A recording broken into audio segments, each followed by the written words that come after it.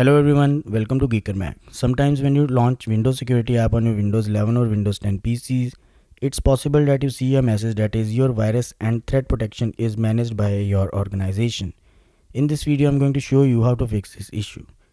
But before we move forward, if you find this video useful in any way, please consider subscribing to the channel as this encourages me in creating more similar videos.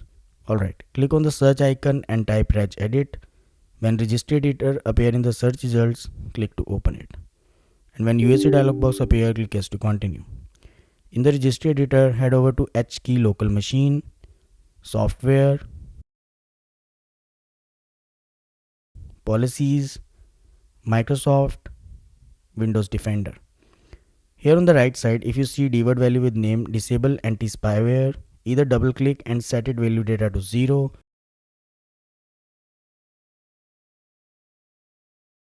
or simply delete it. After that, close everything and restart your computer. Next, launch security app and under virus and threat protections, you will see restart now button. Click on it and this should fix the issue. So that's all about this video. If you find this video useful, don't forget to like this video and subscribe the channel to get notifications about more similar videos.